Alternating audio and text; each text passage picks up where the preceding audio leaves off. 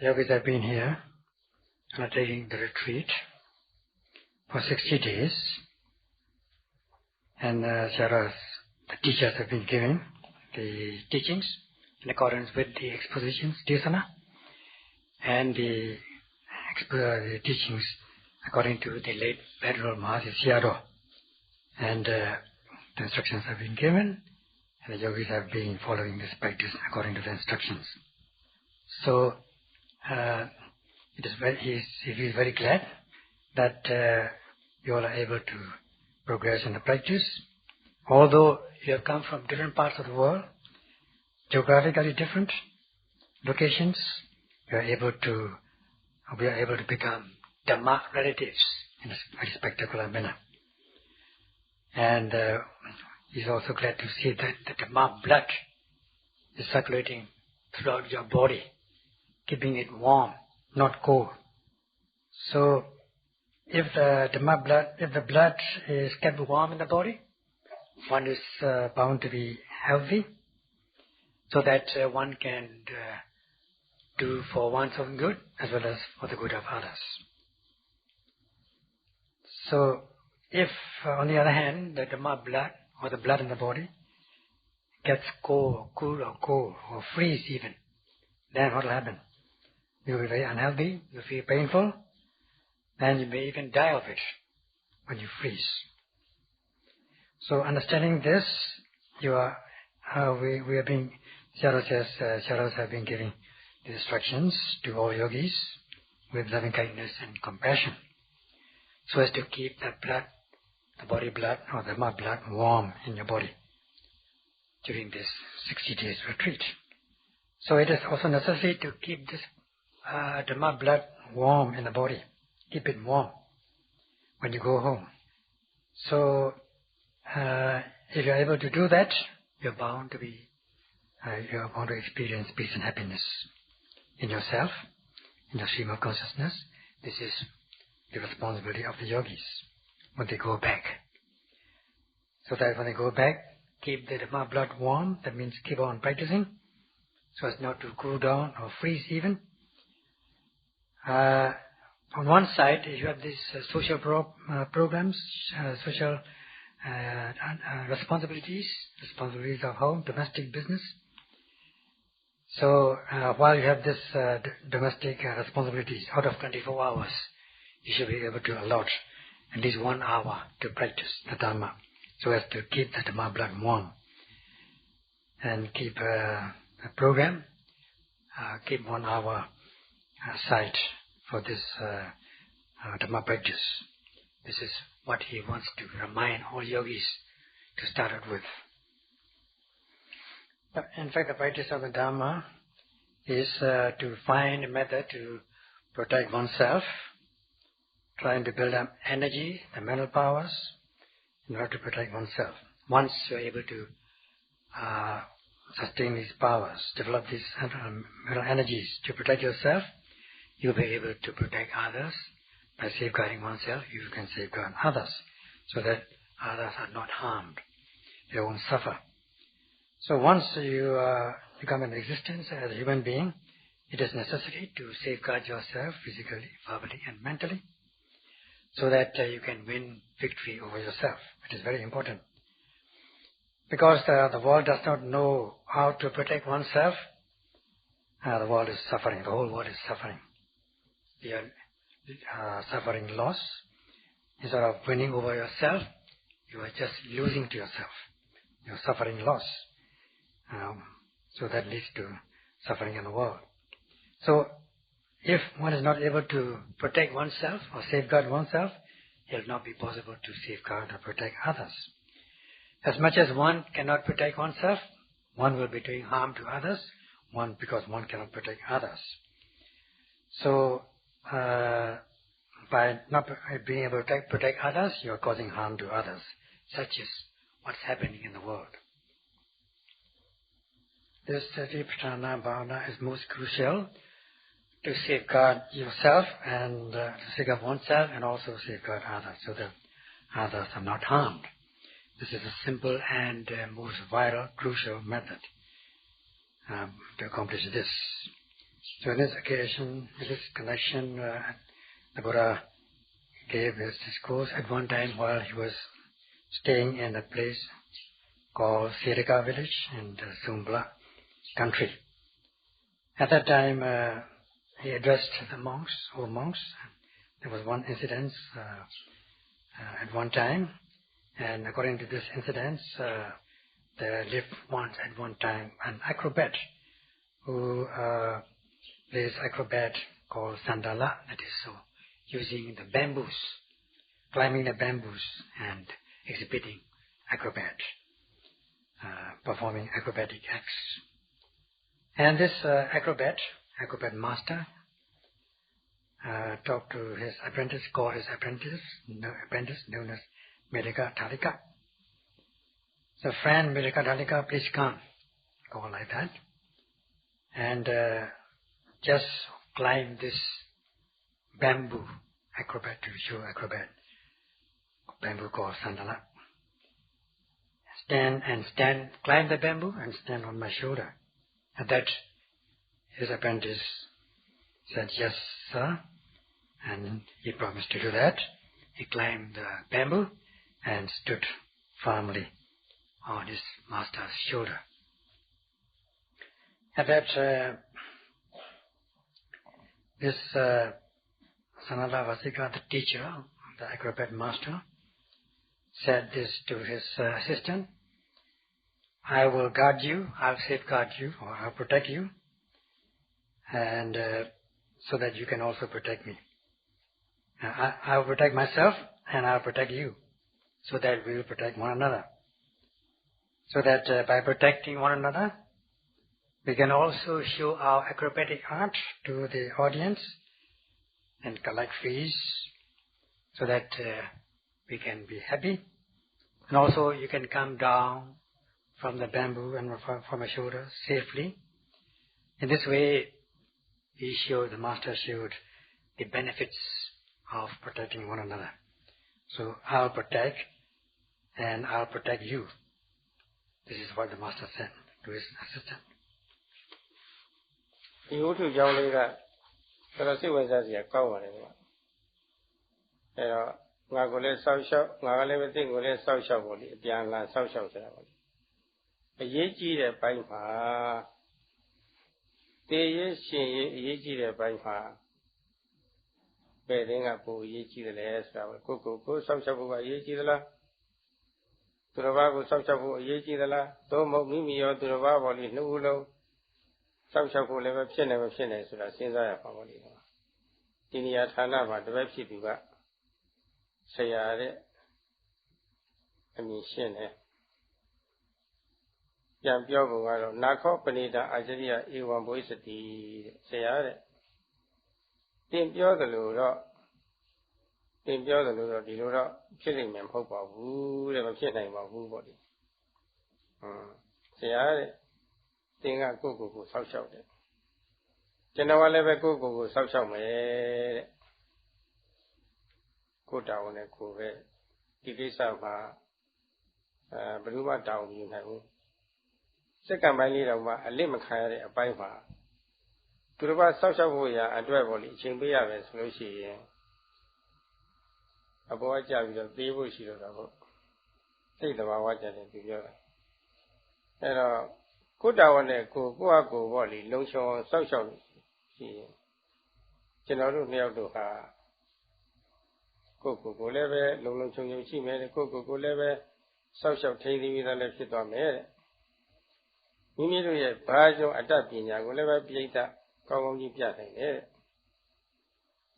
ပြီးတော့သုလကြေးတွေလည်းပဲများရနိုင်ပြီးတော့ချမ်းသာသာနဲ့ဝလုံးတိုင်ကနေပြီးတော့ဆင်းလာနိုင်ပါတယ်တဲ့အဲ့ဒါအကျိုးတွေပဲပေါ့လေအခုဆောက်ရှောက်တဲ့အကျိုးပေါ့လေ This story is quite interesting.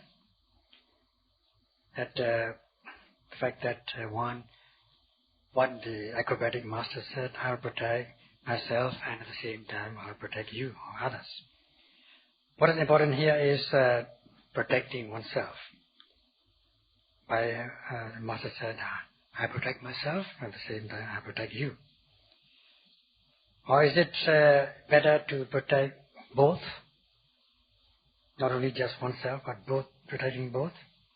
At that time, the assistant, apprentice, called Mirika Tarika, replied to his teacher.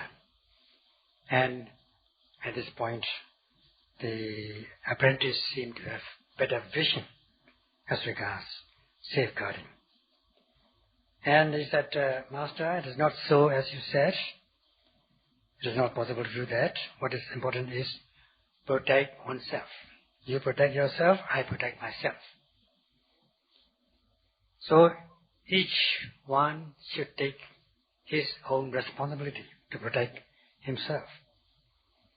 Because it is necessary to protect oneself for safety every second of the time.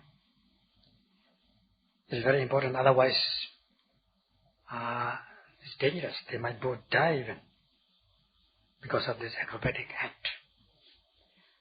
So it is necessary to have safety for both of them. And in order to do that, each one must protect himself.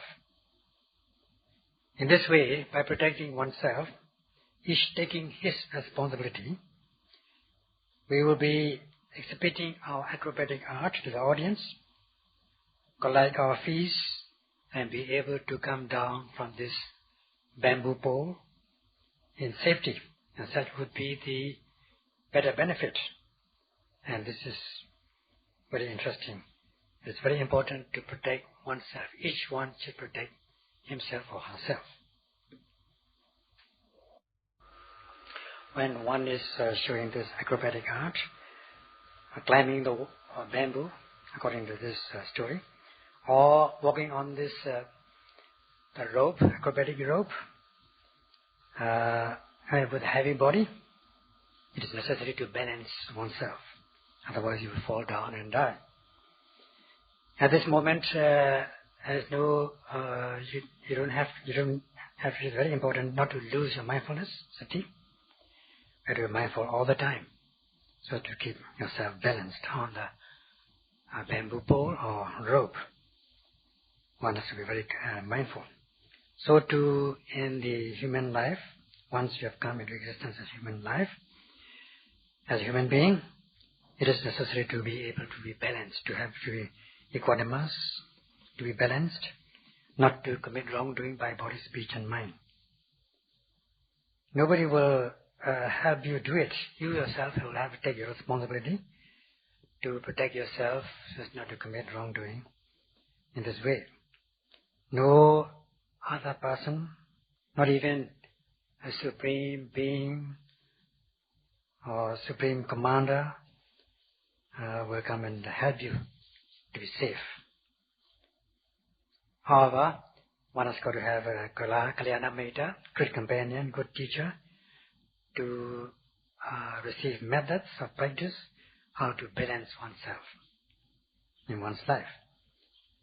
Now, because the world is not able to find a method to balance oneself, but the world is suffering, indulging in oneself, committing wrongdoing by body, speech and mind. It is like falling down from the acrobatic bamboo or rope. The world is suffering for that reason. So, as just like acrobats have to balance themselves, not to fall down, one has got to balance oneself. One has got to be mindful by oneself. So too, as a human being, one should have an equanimous mentality to be able to be balanced, to have that kind of mentality and to be able to cultivate this knowledge so as to balance oneself.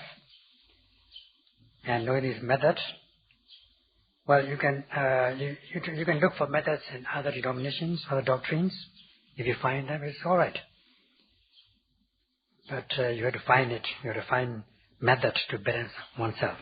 If there's no method to balance oneself, then you're bound to fall down. So it is necessary to balance one's life by knowing this method. Then you'll be able to fulfill, you'll be able to lead a satisfactory and fulfilled life, which is very important. So the reason for giving this short, brief discourse to his monks was to get the method of practice. Just like this acrobats, the acrobat apprentice replied to his teacher that each one should safeguard oneself. So during the practice, one should have this purpose. The purpose of the practice, monks, is to protect oneself with the practice of the way of mindfulness, Satipatthana. Repeatedly, practice again and again, in order to be fulfilled with all these mental powers. Practice repeatedly, so that also one can safeguard others. Practice repeatedly. So monks, by safeguarding oneself, you can also safeguard others. By safeguarding oneself, you are said to have accomplished this way of safeguarding others. And at the same time, by safeguarding others, you are not defiled, you are also protecting yourself. So you are accomplishing either way. By protecting oneself, protect others, or by protecting others, you are protected by yourself. So either way, you can safeguard both. At this point, in what way one should protect oneself and at the same time safeguard others? That is the question. And the Buddha gave the question and gave the answer by himself. So the Buddha said that, in what way are we going to do this so that one is safeguarded and others are also safeguarded, protected, so that others are not harmed? So this expression, asevana, this is practice of way of mindfulness, Satipatthana, guard oneself, be on your guard with vision and mindfulness of every arising object. First of all, study or learn the method of practice, the right method of practice. This is the beginning of the learning, beginning of the development. Just like when you have a disease, some kind of sickness, you take the prescription from the qualified medical officer or doctor, physician, and then take the medicine according to the instructions regularly, which is very important in order to be free of your disease. Then bhavanaya, one has got to practice repeatedly, develop it, so that it becomes enhanced, multiplied. Do it repeatedly, not just once. So first of all, study the method, that is the beginning of the development, then undertake the practice and do it repeatedly. Develop it repeatedly. In this way, one can protect oneself or safeguard oneself. At the same time, you can safeguard others so that others are not harmed. And these are the methods, three methods. So too, with the yogis who have been taking the practice in the 60-day retreat, with the practice, they're able to cultivate this insight, beginning with the discernment of mind and body, progress along the path with the strengthening of sati and panya. When the sati and panya deepen, if you analyze your noting mind or practice, they will involve the three trainings, the trainings of morality training, sila, sikha, and the concentration training, and panya training, wisdom training. With sila, morality, you are able to protect yourself by not indulging in physical and verbal wrongdoing. You are abstaining from these things. There's no transgressive defilements. You are not transgressing committing unwholesome deeds by body and speech. By this way, you are safeguarding yourself, protecting yourself. By protecting yourself, by not transgressing, you are not harming others, so that others are also protected, safeguarded. So if you are able to practice mindfulness continuously, as the noting mind is happening, with sati, you are not allowing kilesas your mind is protected, you are not allowing these impurities to enter the stream of consciousness. And with the exertion of energy, viriya, you are not accepting the defilements. By not accepting defilements, you are said to be overcoming them, abandoning them, opening the way to wholesomeness and closing the path to unwholesomeness. Because with mindfulness, your mind is protected. And as for the viriya, your mind is concentrated so that there's no distraction. Your mind is calm and collected on the object of attention. So as you are able to cultivate this concentration group, samadhi concentration group, you are not committing, you're protecting yourself by not committing mentally. There's no obsessive defilements. There's no defilements arising in your mind because you are protected by way of satipatthana. And even if the defilements arise in your stream of consciousness, you can note and abandon, overcome it. In this way you can treat it, just like treating the disease, so that there will be no obsessive defilements. And with both morality and concentration, you are behaving like a human being. You are also able to have the mentality of a human being, so that because you are not even committing mentally, you are protecting yourself. This is a higher level of the higher method of protecting yourself. At the same time, you are safeguarding others by not harming themselves, others, in a higher level of protection. How wonderful. So you continue to practice in the course of the practice. As your noted mind is concurrent with the noted object, you are bound to develop the true nature of the objects, and develop the knowledge of the true nature of these objects noted. And in this way, you overcome the latent tendencies of defilements, so that there will be no mental tendencies of committing wrongdoing. So, because there is a mental tendency, there will be no obsessive defilements, and there will be no violent activities by body and speech. So in this way, you are able to protect yourself in a higher level, because since there's no latent tendencies, there cannot be any obsessive defilements nor transgressive defilements. You are able to protect oneself and at the same time protect others. With the practice of satipatthana, one is able to safeguard oneself by not committing wrongdoing by body, speech and mind.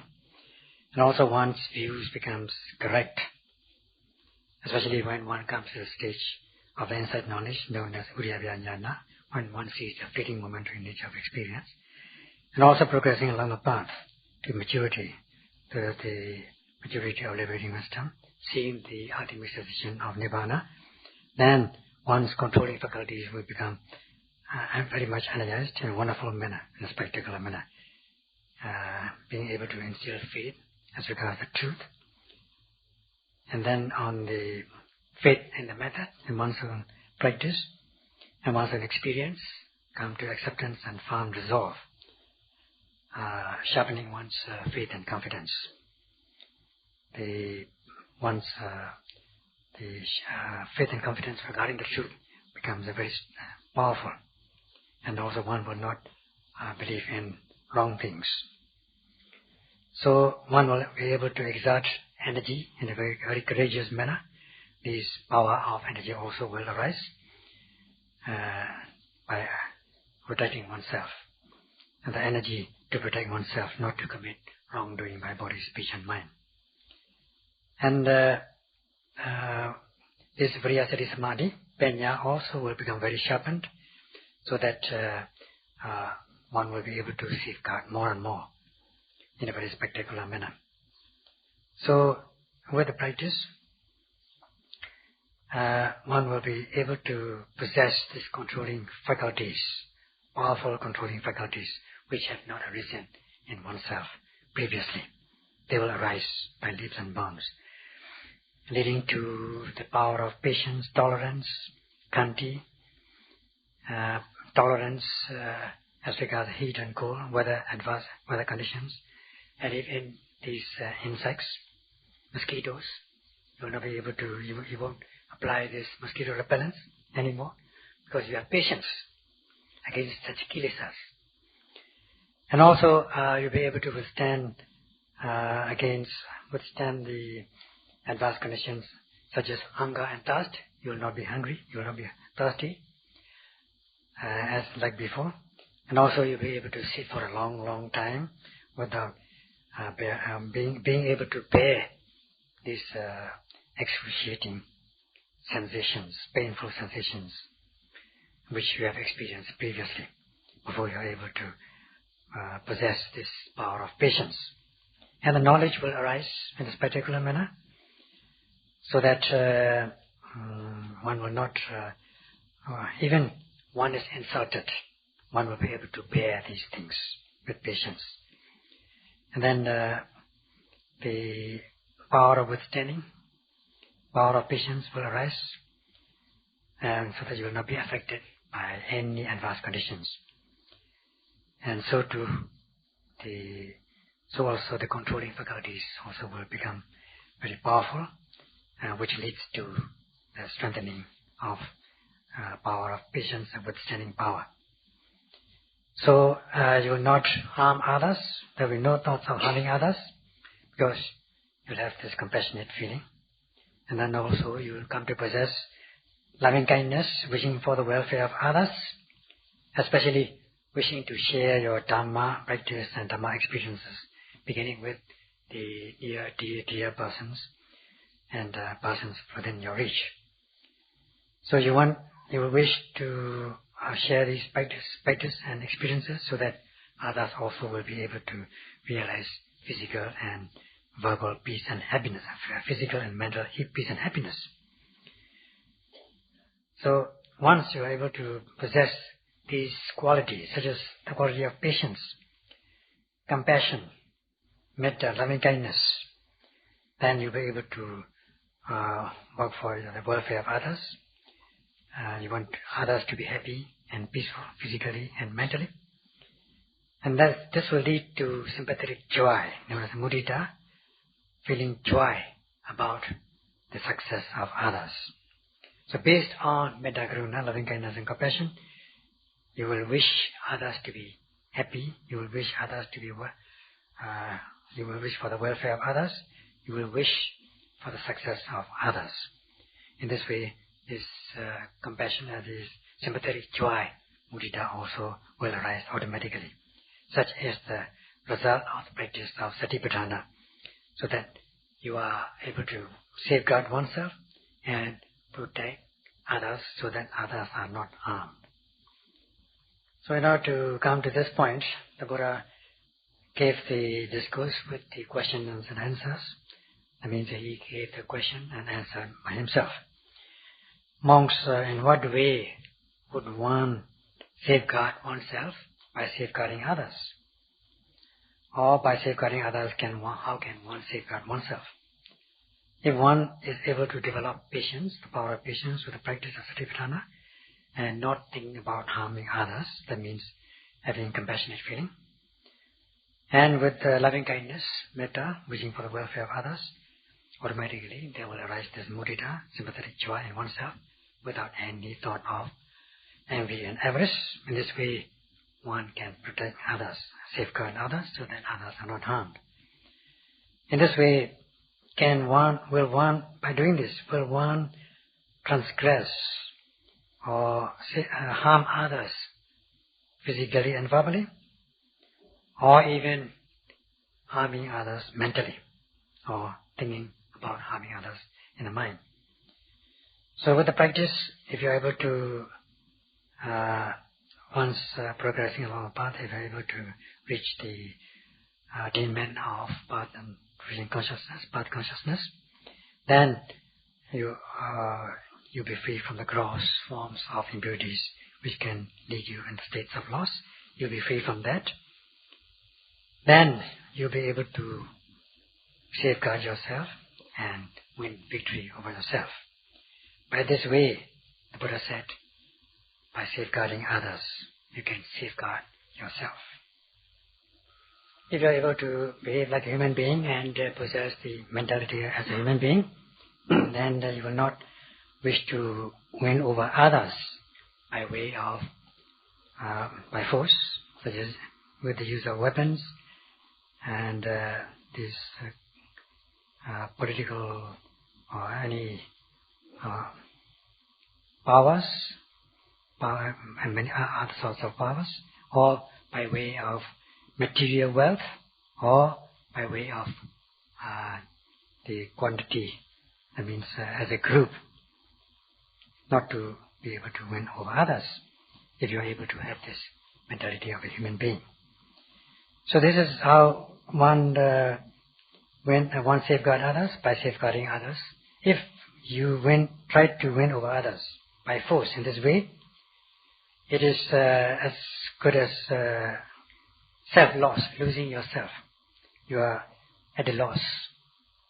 It amounts to saying that you are at a loss. You are losing. You are not winning. By winning over others by force, you are not winning. In fact, you are losing.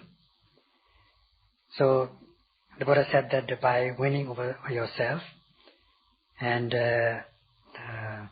by safeguarding yourself, by winning over yourself, you must safeguard not to commit wrongdoing by body, speech and mind. This is self-victory. Self-victory is by safeguarding oneself. By safeguarding oneself, one also wins victory over oneself. That is, by safeguarding one's behaviors by body, speech and mind. Then one will be also helping others, safeguarding others. Then there will be peace in the world. So the Buddha concluded his discourse by saying that one should practice the way of mindfulness Satipatthana with the sole motive of safeguarding oneself, so that there will be no physical, verbal, mental wrongdoing. And also practice with the purpose of safeguarding others. Then one will be able to safeguard oneself, protect oneself. By protecting and safeguarding oneself with the practice, one will also be safeguarding others so that others are not harmed. And also, by not harming others, by safeguarding others, one also is not defiled. One is safeguarding oneself. It is tantamount to that. So in this way, one can practice to satisfactory fulfillment by winning over oneself and the legal way, that is Dhamma-wise.